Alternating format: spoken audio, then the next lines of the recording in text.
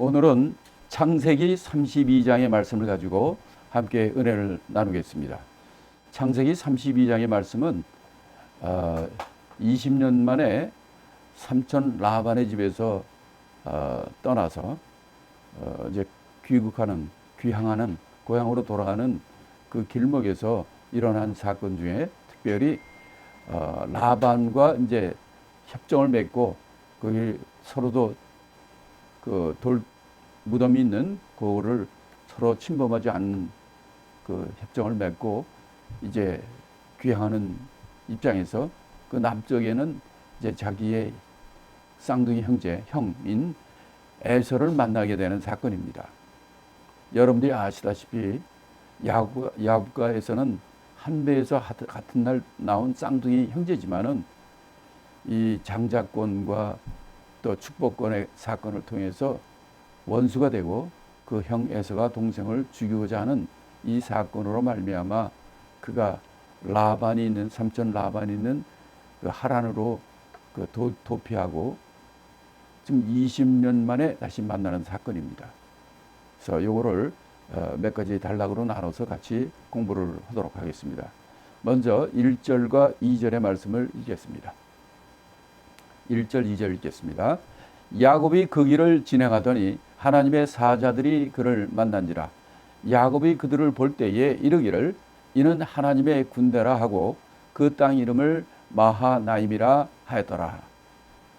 자, 야곱이 그 길을 진행했다는 얘기는 바로 그 전장 31장에서 그 삼촌 라반이 이 야반 도주하는 그 야곱과 그의 일행을 7일 동안 쫓아가지고 만나가지고 그렇지만 하나님의 간섭, 하나님의 도우심으로 그 화를 면하고 그 두 라반과 야곱의 간의 그 협정을 통해서 서로 침범하지 않도록 하고 여러 가지 몇 가지 이 얘기를 하고 이들이 서로들 각자 자기 집으로 떠나게 된 거죠. 다시 말하면 이 일의 발단은 야곱과 에서의 갈등으로부터 시작됐던 것인데 이 에서가 그를 죽이려 함으로 야곱이 도망을 하게 됐고 그 도망한 것이 삼촌 라반의 집이었고 거기 돌아가서 그 집 딸들을 사랑하는 밤에 20년 동안 그 집에서 그 집에서 일을 하게 됐고 20년 후에 이제 그 집에서도 그를 쉬게 하고 그에게 정말 관계가 악화되므로 하나님께서 그를 야곱을 부르셔서 야곱이 결단을 하고 이제 하란을 떠나서 이제 집으로 자기 부모님이 계신 집으로 떠나게 된 겁니다. 자, 그런데 참 이 야곱이 왜 다시 이렇게 집으로 돌아가려고 결심했을까요? 물론 우리가 31장에서도 얘기했지만은 먼저는 이 야곱이 하나님이 함께 하시니까 그의 재산이 점점 더 많아지고 그러므로 라반과 그의 그 가족들이 시기하고 질투하고 저게 우리 아버지의 재산을 다 가져갔다 이렇게 하면서 관계가 악화됐습니다.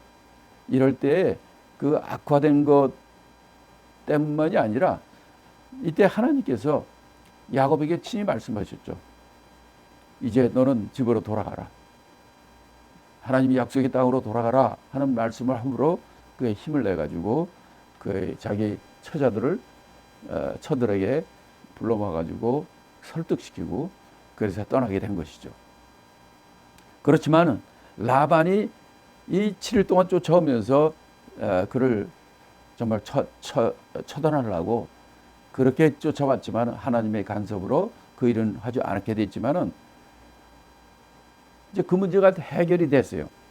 그래가지고 이제 내려가는데 이게 아래쪽에서는 이제 자기를 죽이려 했던 에서가 40명의 군대를 데리고 자기를 죽이려고 쫓아오는 거예요. 그런데 라반은 협정을 맺었기 때문에 이 도망할 수도 없어요. 이제 북쪽에 못 가기로 안 놓기로 서로들 서약을 맺었기 때문에 이제 북쪽으로 못 가고 남쪽으로 가자니 에서가 좀 추격해오고 이런 절대절명의 위기 가운데 있게 된 겁니다. 그래서 1절, 2절에서 보니까 야곱이 그 길을 진행할 때에 하나님의 사자들이 야곱에게 나타났다는 거예요. 그래서 이때 야곱은 그 하나님의 천사 사자들을 보고 봤을 때 그걸 뭐라고 불렀냐면 하나님의 군대를 봤다는 거예요. 그러니까 하나님이 자기와 함께하고 하나님께 많은 천사들의 군대를 통해서 야곱에게 보여주심으로 정말 이런 어려운 가운데서도 야곱은 담대하게 하나님의 함께하심으로 담대하게 날아갈 수 있게 됐다는 거죠. 그래서 그 땅 이름을 마하나임이라고 불렀던 겁니다. 그러니까 우리가 인생길에서 제일 중요한 것은 어떤 우리가 실질적인 물질적인 아니면 세상적인 어떤 뭐를 가지고 있느냐가 아니라 하나님이 나와 함께 하시는가 하는 것입니다. 야곱이 여기서 하나님의 사자를 만나지 않았습니까? 하나님을 만난다는 것은 하나님이 부리시는 천사를 통해 사자를 통해서 하나님이 우리와 함께 하시는 거거든요. 그래서 성경에 이제 그런 말씀이 많습니다. 예를 들어서 시편 91편 11절에 보면은 시편 91편 11절에 보면 이렇게 얘기합니다. 저가 너를 위하여 그 사자들을 명하사 네 모든 길에 너를 지키게 하심이라. 시편에서 하나님께서는 바로 너를 위해서 하나님께 그 천사들에게 명하사 너희 모든 길에서 너를 지키게 하신다는 거예요. 이 말은 사실 또 사탄이 사용하기도 했어요.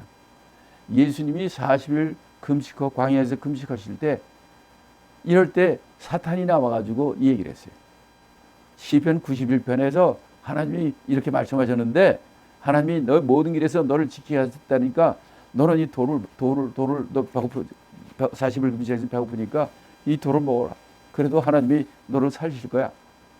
또는 이 꼭 성전 꼭대기에서 뛰어내려라. 그러면 하나님이 너를 지키실 거야. 할 때 이 사탄이 인용한 말씀이 이 말이에요. 왜냐? 모든 사람이 정말 하나님 믿는 사람이 이 말을 믿거든요. 우리는 이 말을 믿어야 됩니다. 그러나 사탄은 그걸 가지고 이용했고 이때 하나님께서는 또 하나님의 말씀을 통해서 그를 물리친 일이 있죠. 또 히브리서 1장 14절에도 모든 천사들은 부리는 영으로서 구원 얻을 후사들을 위하여 섬기라고 보내심이 아니요. 그래요. 하나님께서는 바로 구원을 후사들을 위하여 천사들을 우리에게 섬기라고 보내셨다는 거예요. 문제는 우리가 보지 못해서 이 천사가 있는지 없는지도 모르는 경우가 많이 있는데 하나님이 우리와 함께 있다는 얘기는 바로 하나님께서 부린 천사를 통하여 너의 모든 길에 너를 지키게 하시고 너를 섬기라고 보내셨다는 겁니다. 이 야곱은 바로 이 어렵고 힘든 그 길 가운데서도 그가 하나님이 보내신 사자를 통해서 하나님의 군대를 보게 됐고 그래서 그 지역을 땅 이름을 마나함이라 불렀다는 거예요. 우리도 이 눈에 보이는 것만 믿지 마시고 하나님의 약속의 말씀을 믿고 여러분을 도우라고 보내시고 지키는 천사들을 동원해서 정말 하나님의 권세를 가지고 이 땅에 하나님의 자녀된 권세를 부를 수 있는 저와 여러분이 되기를 축복합니다. 자, 3절부터 8절의 말씀을 다음에 읽겠습니다. 3절부터 8절의 말씀입니다. 야곱이 세일 땅 에돔들에 있는 형 에서에게로 사자들을 자기보다 앞서 보내며 그들에게 부탁하여 가라되 너희는 이같이 내 주 에서에게 구하라.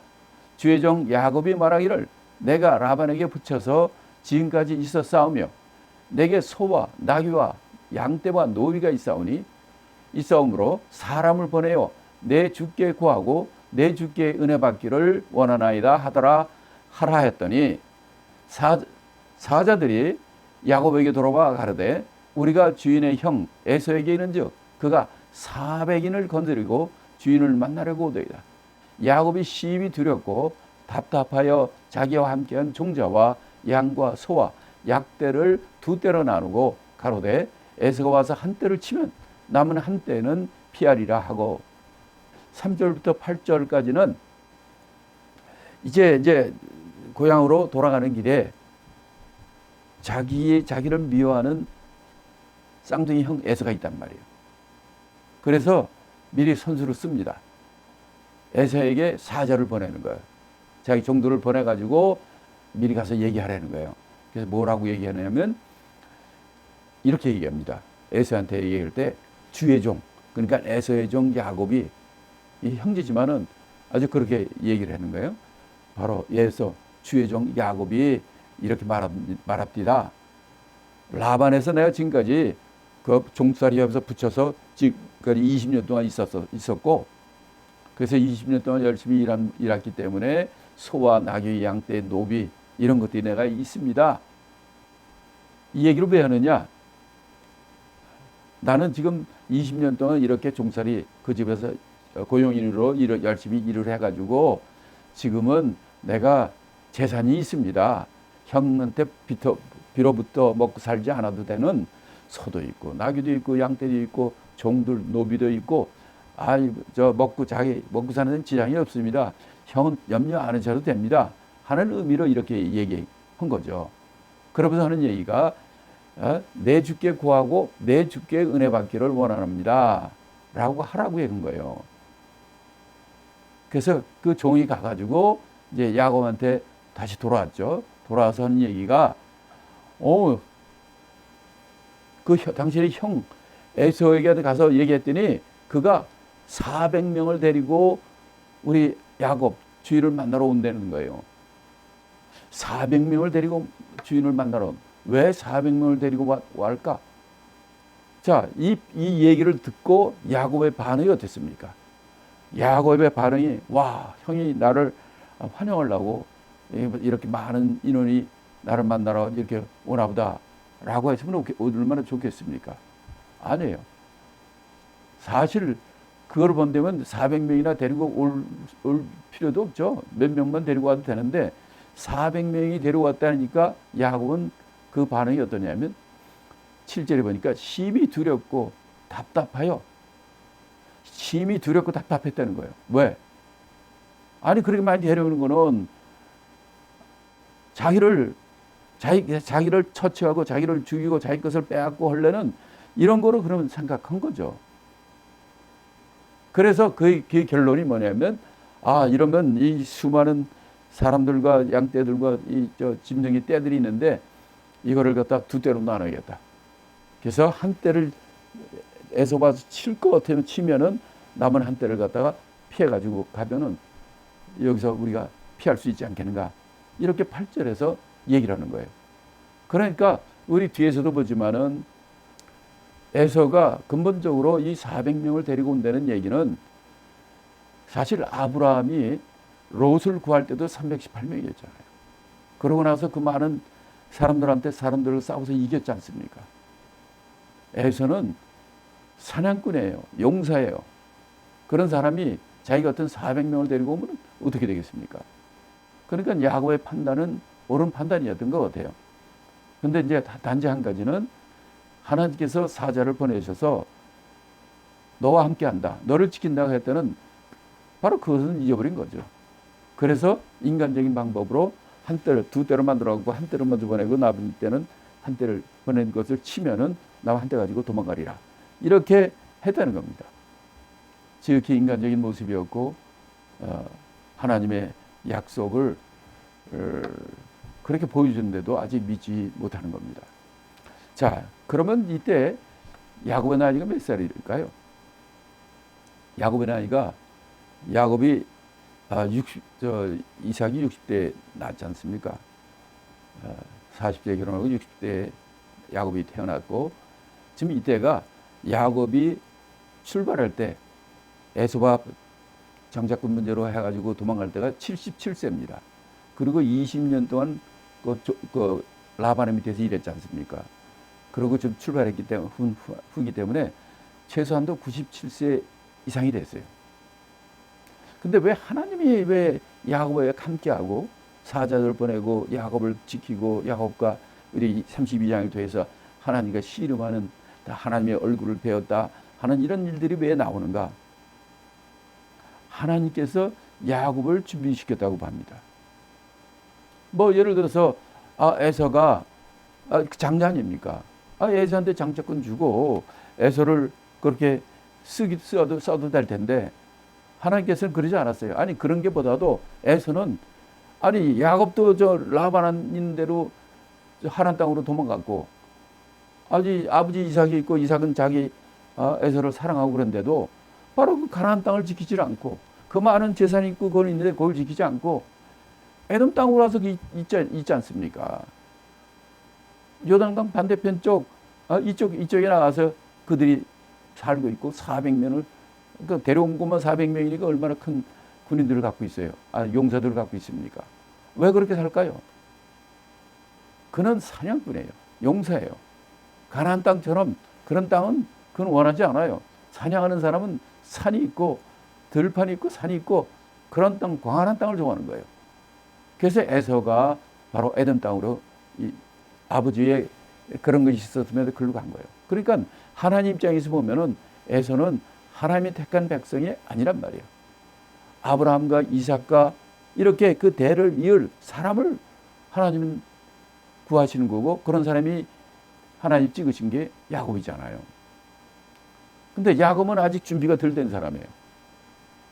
그냥 남의 거를 시샘하고 남에게 꾀를 쓰고 했던 자고, 20년 동안 그러던 그가 라반한테 가가지고 거기한테 아주 자기가 했던 거 몇 배를 당하지 않습니까? 그러면서 그가 조금씩 다듬어져 가는 거예요. 그러면서 가는 도중에 하나님을 만나는 체험도 있고, 또 이렇게 하나님이 해주신 거는 이제는 내가 이제 아브라함과 이삭과 야곱을 잇는 하나님의 족속, 하나님의 자손에 이룰 수 있는 그만한 자질이 되었다고 보는 거예요. 그렇지만 인간이기 때문에 여기서처럼 하나님 함께 하시고 보이는 걸 보여주고 불러주시고 했음에도 불구하고 이런 일이 생기면 400명의 형이 에서가 그 군인들 데리고 온다니까 인간적인 생각으로 한때 두 때를 만나고 한 때는 먼저 보내고 나머지 이거 치면은 너 이제 피해야지, 이런 인간적인 생각을 하는 야곱의 모습을 우리 8절에서 보게 되는 것입니다. 자, 그러면 9절부터 12절까지 말씀을 계속해서 보겠습니다. 9절부터 12절의 말씀을 보면은 이제 이런 얘기가 나와요. 자, 제가 읽겠습니다. 야곱이 또 가로되 나의 조부 아브라함의 하나님, 나의 아버지 이삭의 하나님 여호와여, 주께서 전에 내게 명하시기를 내 고향 내 족속에게로 돌아가라. 내가 네게 은혜를 베풀리라 하셨나이다. 나는 주께서 주의 종에게 베푸신 모든 은총과 모든 진리를 조금이라도 감당할 수 없사오나 내가 내 지팡이만 가지고 이 요단을 건넜더니 지금은 두 때나 이루었나이다. 내가 주께 간구하오니 내 형의 손에서 에서의 손에서 나를 건져 내시옵소서. 내가 그를 두려워함은 그가 와서 나와 내 처자들을 칠까 겁냄이니이다.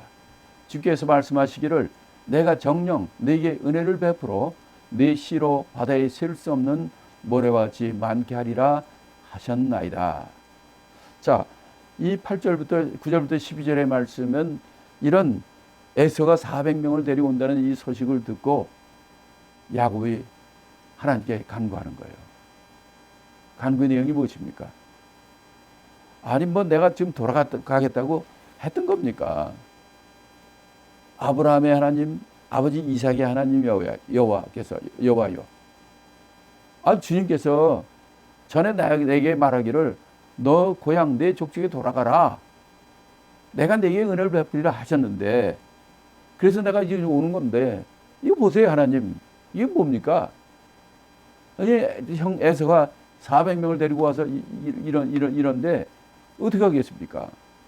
그러면서 하는 얘기가 나는 주께서 베푸신 모든 은총과 진리를 조금이라도 감당할 수 없지만은 내가 지팡이 하나만 가지고 바다 이 요단강을 건너가지고 이 하람 땅까지 갔다는 거예요.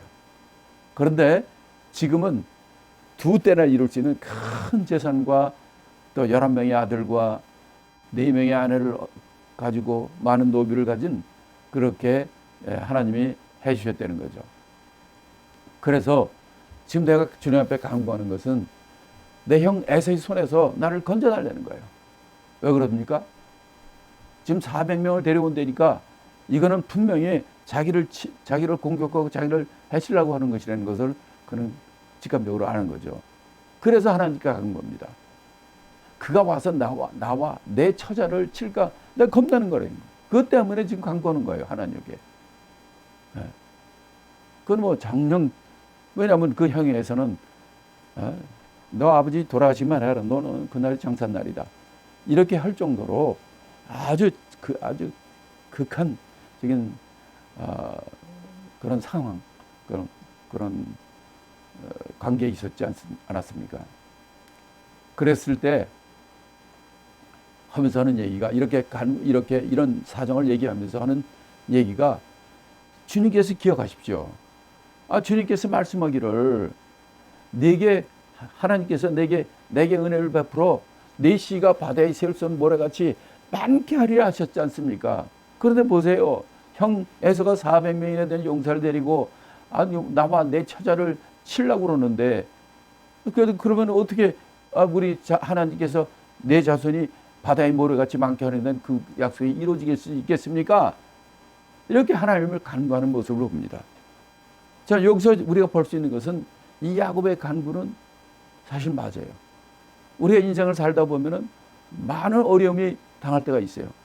인간적인 모든 방법을 강구해도 해결될 수 없는 많은 문제가 있어요. 이때 야곱의 간구의 특징은 무엇입니까? 그는 하나님이 그에게 하신 약속, 하나님이 그에게 하신 언약, 그를 붙잡는 거예요. 그걸 가지고 얘기하는 거예요. 아니, 하나님, 할아버지 아브라함에 대해 약속하시고, 아들 이삭에 대해 약속하시고, 나에게도 벌써 몇 번 약속하지 않았습니까? 그 약속을 하셨는데, 지금 보세요. 에서가 와서 400명이나 데리고 와서, 이거 왜 400명이나 데리고 옵니까? 완전히 우리를 작살내려고, 전멸시키려고 우리를 이러는 거지. 아니, 그러면, 소수의 인원만 데리고 와도 되는데, 왜 이렇게 그냥 말이 400명이죠? 400명이면 이거 대단한 겁니다. 이렇게 온다는 것 자체가 이 야곱이 이렇게 걱정할 만한 거예요. 그런데 이런 어려운 절망 가운데 있을 때 우리가 붙잡아야 되는 것은 바로 하나님의 약속을 붙잡는 거예요. 하나님의 말씀을 붙잡는 것입니다. 이렇게 야곱은 이 사건을 통해서 하나님 앞에 간구하는 겁니다. 뒤에서도 우리가 뒤에 나오기도 하지만 야복강가에서 하나님과 겨루어 이겼다고 그러고, 그것도 바로 무엇입니까? 세상에 하나님을 이길 수 있는 사람이 어디 있습니까? 누가 하나님을 이길 수 있어요? 하나님이 전능자시고 하나님이 창조주시고 하나님 모든 걸 하실 수 있고 모든 것을 아시는 분인데 인간이 어떻게 하나님을 이길 수가 있습니까? 그 이긴다는 얘기는 그런 뜻이 아니죠. 사실 하나님을 이길 수 있다? 그건 이길 수 있는 건 원래 근본적으로 없는 거지만 이런 면에서는 이길 수 있는 게 있어요. 하나님의 약속을 믿고 우리가 간구하고 기도할 때 하나님은 그 약속을 들어주시잖아요. 그럼 그게 하나님을 이기는 거란 말이에요. 여기서도 우리가 배울 수 있는 것은 야곱은 딴 게 아니에요. 믿습니다.